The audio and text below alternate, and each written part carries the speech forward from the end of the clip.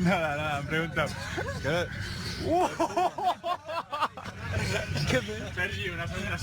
Un día Messi, Neymar y Suárez te abrazan mientras alzan a tu lado la última de las gloriosas Champions en la historia del Barça. Formas parte de la plantilla titular de aquella generación legendaria que aún hoy muchos extrañan.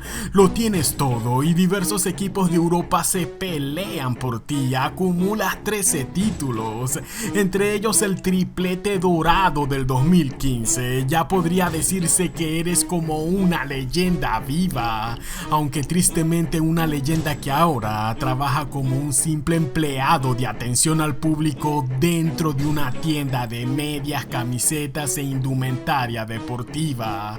Y antes de profundizar en este tema, quiero dejar en claro que pero todo trabajo es digno. Todo empleo que nos permita llevar la comida a la mesa es algo de lo que siempre debemos sentirnos orgullosos. Y se los dice este servidor, quien me ha tocado trabajar en más de un supermercado y hasta en talleres de autos a lo largo de mi juventud. Y en cada empleo que he tenido me he llevado muchas gratas experiencias de vida. Cuento todo esto para que no me malentiendan, solo que no deja de asombrar cómo a veces la vida le suele cambiar de un momento a otro a grandes leyendas de este deporte. Todo esto en medio de un mundo tan excesivo y abundante de contratos multimillonarios para los futbolistas, año a año ganando cientos de miles para que de un momento a otro te declares en bancarrota. ¿Cómo se puede llegar a eso? Ya que este no es el único caso, ¿no? Recordemos la deuda de $2 millones que Ronaldinho acumuló ante el Estado brasileño, deuda que lo obligó a falsificarse el pasaporte y a caer preso por un par de meses en Paraguay. También está el caso de Ariel el Chino Garcés, quien venía de ser uno de los favoritos de Maradona, llegó al Mundial del 2010 junto a Messi y ahora es un mecánico de motos. También está el caso del mítico Salvador Cabañas, quien luego de hacer historia con su país, la situación después de su tragedia lo obligó por un tiempo a salir a vender pan por las calles.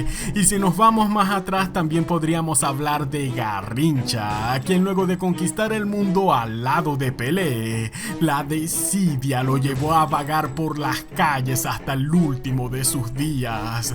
Suena fuerte, pero siempre de todos estos casos podemos aprender algo. Por ello hoy a continuación conoceremos la historia de Jeremy Mathieu. Les habla como siempre su humilde servidor en Mahawk. Y sin más preámbulo, empecemos.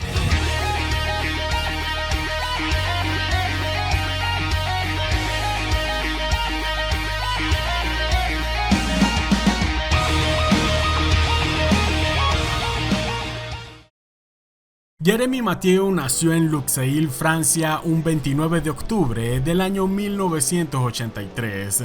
Pasó su infancia sin mayor inconveniente alguno. Su padre era ayudante técnico del club Sochaux, esto en la liga francesa. El fútbol por ende era el pasatiempo de su familia. El único inconveniente para Jeremy era que dicha familia era muy afecta al tabaco, es decir, todos fumaban, incluso su papá. Por ende, más temprano que tarde, Jeremy también se volvería fumador, esto a pesar de soñar con una carrera en el fútbol.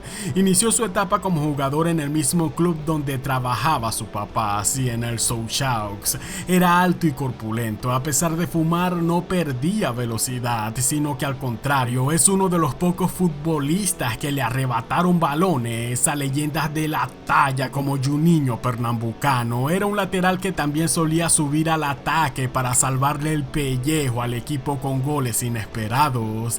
Además de ser un experimentado de los tiros libres, fue tan pero tan bueno que hasta en el Barça llegó a marcar unos cuantos. Pero bueno, no nos adelantemos. Jeremy Mathieu siempre fue visto como una especie de lobo solitario. No era de esos que se rasgaban la camiseta por pasión a la pelota, ni tampoco aspiraba con llegar a la cúspide de Europa, no. Incluso le había dicho a su padre compadre, que mientras me sigan pagando bien, prefiero quedarme aquí en este humilde equipito de Francia. Era otro de esos futbolistas que jugaban más por profesión que por pasión. Además, el oler todo el tiempo a tabaco lo alejaba de hacer grandes amistades en el vestuario. Jeremy pasó por 2 equipos en Francia, acumuló una liga francesa y demostraba que el fumar no le restaba para nada a su rendimiento en el campo. No quería irse de Francia, pero 6 millones de euros lo convencieron para irse al Valencia de España en el 2009. La liga allí sí se le haría más pesada y ahora tenía que pelearse la titularidad contra un joven llamado Jordi Alba. La adaptación le costó un poco y por ende caería lesionado en un par de ocasiones. Jordi Alba le quitaría su puesto como lateral y fue justo allí cuando el entrenador decidió probar a Jeremy como defensa central. Fue lo mejor que le pudo pasar. Las exigencias de correr por las bandas disminuirían y por ende sufriría menos de las lesiones. Como central al mejor estilo de Sergio Ramos, también se convertiría en un atacante con goles de un segundo a otro, además de siempre ganar los balones aéreos. Allí pasaría gran parte de su carrera. Ya eran 5 temporadas y con 32 años encima solamente aspiraba a retirarse allí. Además era el capitán del equipo ahora y nadie lo molestaba cada vez que quisiese fumar de vez en cuando. Fue en ese entonces cuando el mismo Jordi Alba lo recomienda para el Barça en el 2014. El lateral sabía de su gran viejo amigo en el Valencia. La Barcelona de Luis Enrique necesitaban de un central suplente y Jeremy era el mejor candidato. La directiva del Valencia llegaba para darle la gran noticia a Jeremy, esto cuando sorpresivamente él declinaría la oferta del Barça. En una primera oportunidad le diría que no a la legendaria Barcelona de la MSN, quien aspiraba a contenerlo en sus filas. Y todo esto por lo mismo que les vengo diciendo. Ya el Valencia para Jeremy era como su zona de confort. Irse al Barça a la altura de su carrera con 32 años de edad era algo con lo que no quería lidiar. El Valencia le insistió al jugador a que aceptara dicho traspaso, ya que al club le convenía venderlo. Fueron 20 millones de euros los que Jeremy aceptaría para irse a la última mejor Barcelona de la historia, y lo chistoso es que prácticamente llegaba obligado. Ante la prensa hablaba abiertamente sobre su afición al tabaco.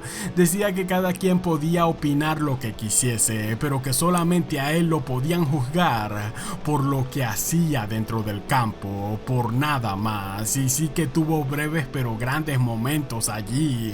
Fue el responsable de la victoria en un clásico ante el Madrid, marcando el 2-1 de cabeza en el 2015. Hizo tragar tierra a Cristiano en más de una ocasión y poco a poco se iría ganando la titularidad en distintos partidos. Su sinceridad lo llevó a tener amigos y enemigos en el vestuario. El Barça ya era otra cosa. No podía tener las libertades que sí tenía en el Valencia. El técnico Luis Enrique no le prohibió el fumar, pero le diría que por lo menos evitase llegar a los entrenamientos con olor a tabaco, ya que le molestaba a las principales figuras dentro del equipo. Allí estuvo en los momentos más gloriosos del club. Fue figura en el triplete del 2015. Le daban de vez en cuando oportunidades para que partiese los tiros libres y los llegaba a meter. Sin embargo, para el 2017, luego de un error en Champions ante la Juventus, el jugador comenzaría a ser señalado. La prensa amarillista volvería a criticarlo por el cigarro. ¿Cómo era posible que un club tan legendario como el Barça contase con un futbolista de 34 años ya adicto al tabaco? Todo todo este mar de críticas, también juntándose con un par de lesiones, lo devolverían permanentemente al banquillo y más tarde pediría así su salida del club. Esto afirmando que sus compañeros ya ni le hablaban en el último año, incluyendo a su viejo hermano Jordi Alba. Hastiado se iría al Sporting de Portugal, allí jugaría su último par de temporadas, maravillando al mismo Cristiano Ronaldo, quien lo veía desde las gradas cuando Jeremy metía otro fusilazo de tiro libre. Sin embargo, sería allí en ese mismo Sporting de Portugal donde pasaría el mayor susto de toda su carrera. Esto fue cuando las barras bravas del Sporting invadirían el vestuario del club, todo para arremeter contra los jugadores viciosos dentro del equipo. Esto debido al mal desempeño que venía arrastrando el club en los últimos partidos. Por suerte no solo fue más que una trifulca, pero dicho susto lo llevó a hartarse de esta carrera. Tras una última lesión se retiraría en el 2020. Fue allí donde desaparecería de las cámaras y los medios. El Sporting le ofreció a que se quedara como asistente en la dirección técnica, pero Jeremy les diría que no.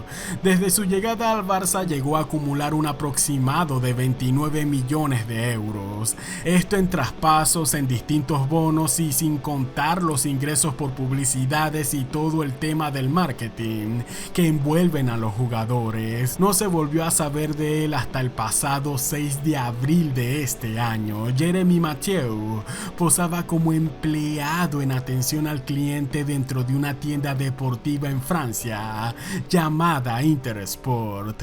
Varios aficionados al Barça lo reconocieron y lo saludaban para las fotos. Entre las pocas palabras que intercambiaría, Jeremy Mathieu revela que estaba trabajando allí de momento para poder costearse un curso como director técnico en una academia francesa, cosa que, como ya hemos visto, ha generado revuelo en las redes sociales.